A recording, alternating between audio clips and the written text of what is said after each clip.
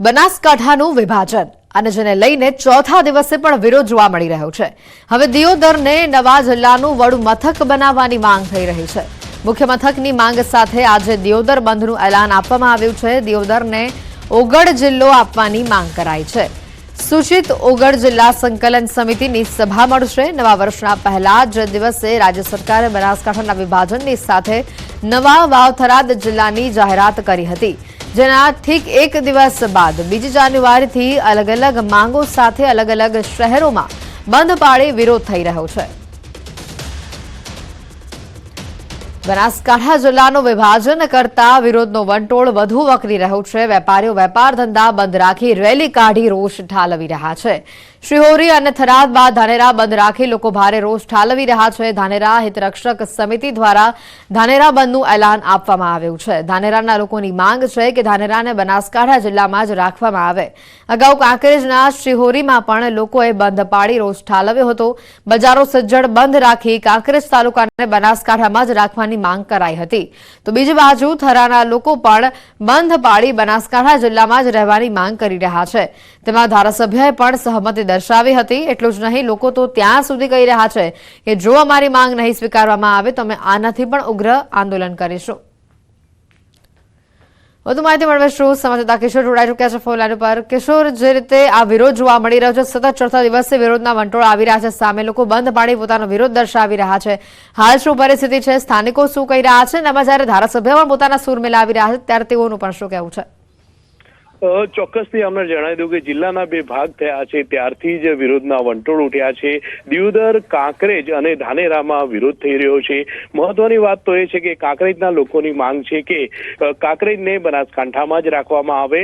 તે ઉપરાંત ધાનેરાના લોકોની માંગ છે કે ધાનેરાને થરાદમાં નહીં પરંતુ બનાસકાંઠા જિલ્લામાં સામેલ કરવામાં આવે। જ્યારે દિયોદરના લોકોની માંગ છે કે થરાદ જિલ્લો રદ કરીને દિયોદર જિલ્લો બનાવવામાં આવે અને દિયોદરને તેનું મુખ્ય મથક બનાવવામાં આવે। આજે દિયોદર બંધના એલાન સાથે બપોરે 1 કલાકે દિયોદરની જે ગ્રામ સભા યોજાશે અને આ ગ્રામ સભામાં મોટી સંખ્યામાં લોકો હાજર રહેશે અને દિયોદરને મુખ્ય મથક બનાવવાની માંગ સાથે દિયોદરને જિલ્લો બનાવવાની પણ માંગ કરવામાં આવશે। અને આ જે વિરોધ થઈ રહ્યો છે તેને લઈને જે તે વિસ્તારના ધારાસભ્યો પણ પોતપોતાના વિસ્તારના લોકો સાથે જોવા મળી રહ્યા છે। ખાસ કરીને કાંકરેજના ધારાસભ્ય અમૃત ઠાકોરે પણ કાંકરેજને પાલનપુરમાં સામેલ કરવાની માંગ કરી છે, ત્યારે ધાનેરાના ધારાસભ્યોએ પણ ધાનેરાને થરાદ નહીં પરંતુ બનાસકાંઠામાં સામેલ કરવાની માંગ કરી છે। ત્યારે દિયોદરના ધારાસભ્ય કેસાજી ઠાકોરનું પણ નિવેદન આવ્યું હતું, તે પણ પોતાના લોકો સાથે છે। હવે જોવાનું એ રહેશે કે નોટિફિકેશન પડે છે તેમાં ધાનેરા, દિયોદર અને કાંકરેજને ક્યાં રાખવામાં આવે છે તે જોવું રહ્યું। જી, આભાર કિશોર માહિતી બદલ। બનાસકાંઠાના વિભાજન બાદ દિયોદરને જિલ્લો બનાવવાની માંગણીને લઈને વિરોધ હજી પણ થંભાનું નામ નથી લઈ રહ્યું। ત્યારે દિયોદરને જિલ્લો બનાવવા મામલે ધારાસભ્ય કેશાજીનું નિવેદન સામે આવ્યું છે। તેમણે કહ્યું કે લોકોની લાગણી સરકાર સુધી પહોંચાડી છે। દિયોદરને ઓગળ જિલ્લો જાહેર કરાય તેવી સરકારને વિનંતી પણ કરી છે। આજે દિયોદરમાં ઓગળ જિલ્લાને લઈને મહાપંચાયત છે, ત્યારે ધારાસભ્ય કેશાજી મહાસભામાં જોડાવાના છે કે નહીં તેને લઈને પણ હજી તેઓ મૌન સેવી રહ્યા છે। જ્યારે જ્યારે આ વિષયની વાત હતી ત્યારે મેં રાજ્ય સરકાર સુધી એ વિસ્તારની જનતાની જે માગ હતી પહોંચાડી દીધી છે અને ફરી પણ સરકારનું મેં ધ્યાન દોર્યું છે અને સરકાર એ અંગે લોકોની લાગણીની વાચા આપે એવી વિનંતી કરી। કાલ મહાસભા છે, આપ મહાસભામાં જશો ખરા સાહેબ? વાત કરીએ અન્ય સમાચારોની તો ખ્યાતિકાંડમાં ક્રાઇમ બ્રાન્ચના મહેસાણામાં ધામા સામે આવી રહ્યા છે। કડીના બોરીસણામાં તપાસ તેજ કરવામાં આવી છે। 17 દર્દીઓ ઉપરાંત ગામ લોકોના નિવેદન પણ નોંધવામાં આવ્યા છે। ક્રાઇમ બ્રાન્ચના પીએસઆઈ સહિત અધિકારીઓની ટીમની તપાસ સામે આવી રહી છે। બોરીસણા ગામના મહાદેવ મંદિરમાં કેમ્પ યોજાયો હતો। મૃતકના પરિવારજનો અને હોસ્પિટલ લઈ જવામાં આવ્યા વ્યક્તિઓના નિવેદન નોંધવામાં આવ્યા। કેમ્પના સાક્ષી બનેલા ગામ લોકોના પણ નિવેદન નોંધવામાં આવ્યા।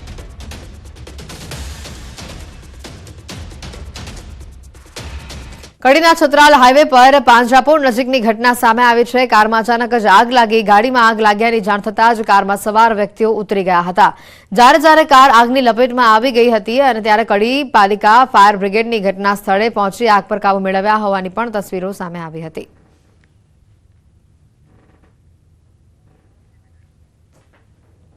બનાસકાંઠા જિલ્લાના ધરપુરા ગામે એક વ્યક્તિએ વીમો પકવવા માટે અનોખું તરકટ રચ્યું.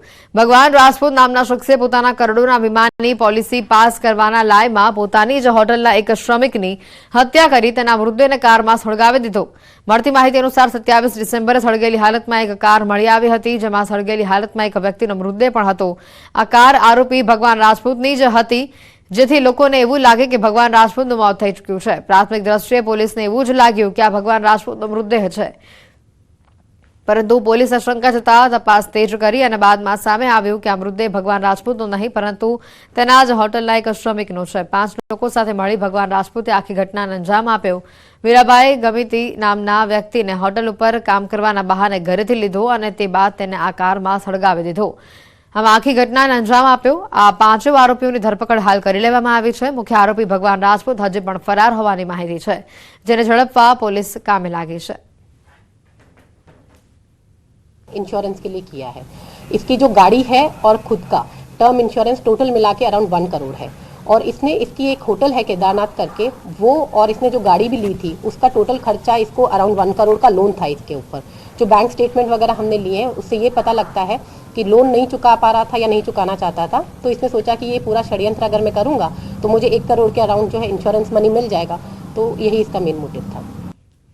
જામનગર ગેંગરેપના આરોપી હુસૈન શેખના ગેરકાયદે મકાનો પર બુલડોઝર ફરી વળ્યું છે. ગેરકાયદેસર બાંધકામ સામે મહાનગરપાલિકા દ્વારા મોટી કાર્યવાહી કરવામાં આવી છે. આ પહેલા પણ ગેંગરેપના આરોપી હુસૈન શેખના ગેરકાયદેસર ફાર્મ હાઉસ ઉપર ફરી વળ્યું હતું બુલડોઝર.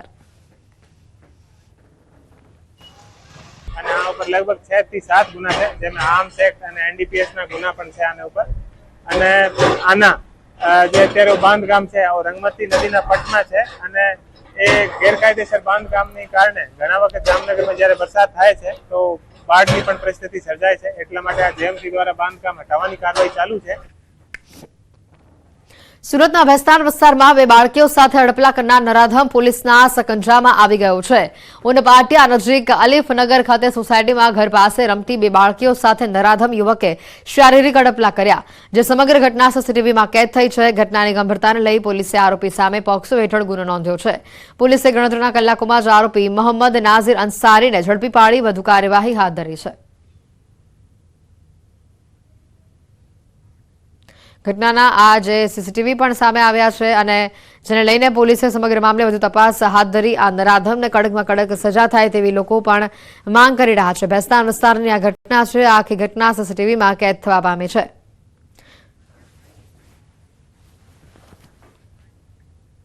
પોલીસ સ્ટેશન વિસ્તારમાં ઉનપાટિયા વિસ્તાર છે, એમાં આ જે બાળકીઓ જે છે એમના પેરેન્ટ્સ સાથે ત્યાં રહે છે અને એ ઘરના આગળના પેસેજમાં બાળકીઓ અને બીજા નાના બાળકો હતા, બધા રમતા હતા. એમાં આ ઈસમ જે છે આરોપી ત્યાં આવી અને આ બાળકીઓ પૈકી 2 બાળકીઓ સાથે છેડતી કરી, શારીરિક હડપલા કર્યા. એ અનુસંધાને આ ક્રિમિનલ કેસ દાખલ થયેલો છે. તપાસ કરતા આરોપી મળી આવેલ છે, પોલીસે ડિટેન કરેલો છે. આરોપીનું નામ છે મોહમ્મદ નાઝીર મોહમ્મદ સગીર અંસારી. એની ઉંમર 26 વર્ષ છે અને એ સનામિલ પાસેના સંચા ખાતામાં નોકરી કરે છે અને આરોપીને ડિટેન પણ કરી લીધેલો છે અને હાલમાં ગુનાની તપાસ ચાલુ છે. તો હાલ આરોપી સામે પોક્સો હેઠળ ગુનો દાખલ કરવામાં આવ્યો છે અને વધુ કડકમાં કડક સજા થાય તેવી લોકો માંગ કરી રહ્યા છે. સુરતના દિલ્હી બ્રિજ નીચે રહેતો અને છૂટક મજૂરી કરી પરિવારનું ગુજરાન ચલાવતા યુવકે આપઘાતનો પ્રયાસ કર્યો છે. બેકારી અને આર્થિક મુશ્કેલીને લઈને અંતિમ પગલું ભરવાનું યુવકે નક્કી કર્યું. બ્રિજ ઉપરથી આપઘાત કરવાનો પ્રયાસ કરતા જ લોકોએ પોલીસને જાણ કરતા પોલીસની એક ટીમ ત્યાં પહોંચી હતી અને આ યુવકને બચાવી લીધો હતો. પોલીસ સ્ટેશન લઈ જવામાં આવ્યો અને ત્યાં તેનું કાઉન્સેલિંગ કરવામાં આવ્યું. મહિદરપુરા પોલીસે યુવકને સમજાવી પરત મોકલ્યો હતો. ઘટનાના જે સીસીટીવી સામે આવ્યા છે કે જેમાં આ યુવક આપઘાત કરવાનો પ્રયત્ન કરી રહ્યો હતો, પરંતુ કેટલાક લોકોની સૂઝબૂછથી ત્યાં તાત્કાલિક ધોરણે પોલીસની એક ટીમ આવી પહોંચી અને તેને તરત જ નીચે ઉતારી બચાવી લઈ પોલીસ સ્ટેશન ખાતે લઈ જવામાં આવ્યો હતો. ઘટનાના આ સીસીટીવી વાયરલ થયા છે. સુરતના દિલ્હી બ્રિજ નીચે આ યુવકે આપઘાતનો પ્રયાસ કર્યો હતો. ગુનાહિત પ્રવૃત્તિ રોકવા દાહોદ પોલીસ ટેકનોલોજીની મદદ લઈ રહી છે. લૂંટના કિસ્સાઓ માટે કુખ્યાત ખગેલાથી બથવાડા ટોલ નાકા સુધીનો 75 કિલોમીટરનો નેશનલ હાઈવેનો માર્ગ હવે સૌથી સુરક્ષિત હાઈવે બન્યો છે. હાઈ રેઝોલ્યુશન ડ્રોન કેમેરાથી ઇન્દોર અમદાવાદ નેશનલ હાઈવે ઉપર થાય છે નાઇટ પેટ્રોલિંગ. 75 કિલોમીટરના આ વિસ્તારમાં 10 કિલોમીટરે પોલીસ સહાયતા કેન્દ્ર પણ શરૂ કરાયા છે. ડ્રોન મારફતે પેટ્રોલિંગ બાદ હાઈવે પર લૂંટના કિસ્સા ઘટ્યા છે. ગાંજો, ડોડા સહિત નશાકારક પદાર્થો ઘટ્યા. 14 નાસ્તા ફરતા આરોપી ઝડપાયા અને માનવ મૃત્યુદરમાં પણ નોંધપાત્ર ઘટાડો થયો.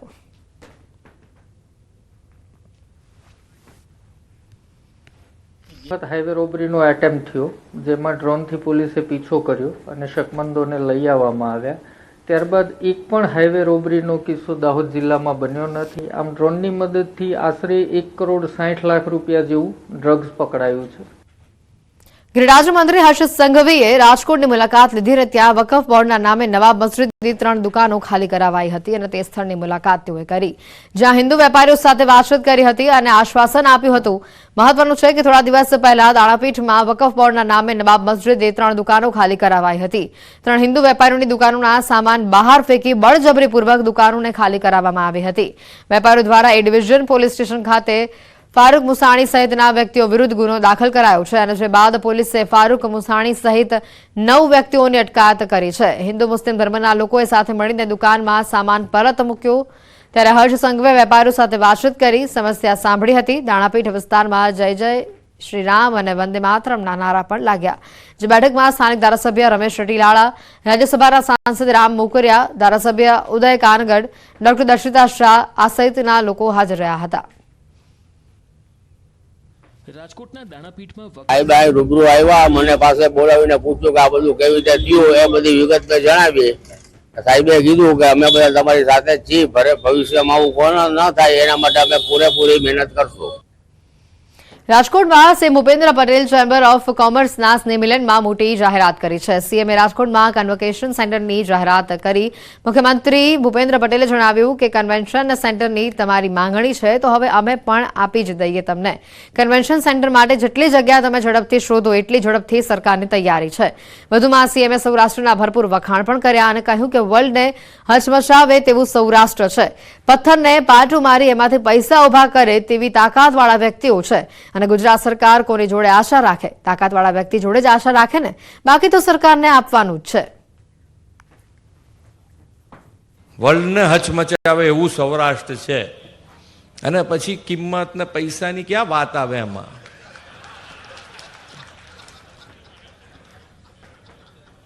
પથ્થરને પાટું મારે એમાંથી પૈસા ઉભા કરે એવી તાકાતવાળા વ્યક્તિઓ છે. અને ગુજરાત સરકાર બી કોની જોડે તો આશા રાખે?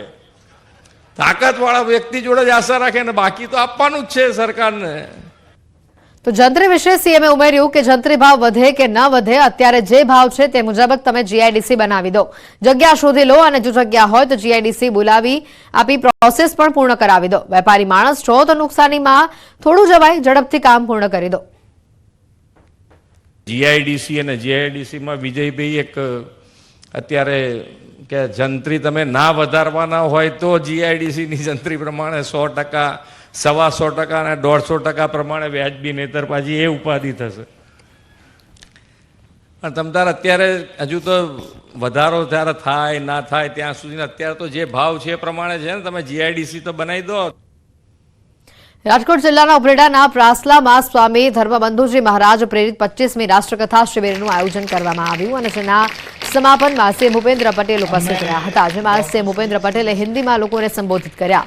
પ્રાસલા ખાતે શિબિરમાં મુખ્યમંત્રી ગુજરાતીમાં સંબોધિત આપતા હતા, ત્યારે વિદ્યાર્થીઓએ હિન્દીમાં બોલવાનું કહેતા મુખ્યમંત્રી હળવા મૂડમાં આવી ગયા હતા અને કહ્યું કે હિન્દીમાં બહુ બોલતો નથી, પણ આજે હું હિન્દીમાં સમજાવવાનો પ્રયત્ન કરીશ. ત્યારબાદ હિન્દીમાં સ્પીચ આપી હતી, જેમાં મહારાષ્ટ્ર, ઝારખંડ સહિતના રાજ્યોમાંથી આવેલા મહાનુભાવ અને યુવાનો ઉપસ્થિત રહ્યા હતા.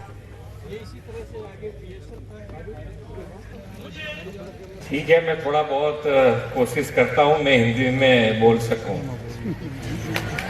लेकिन आप सबका गुजरात की धरती पर मैं स्वागत करता हूँ.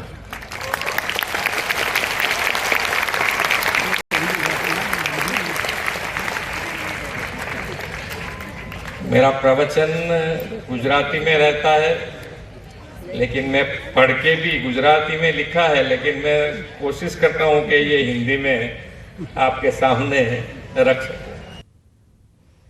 સમાચારોમાં હાલ રોકાઈશું એક બ્રેક માટે.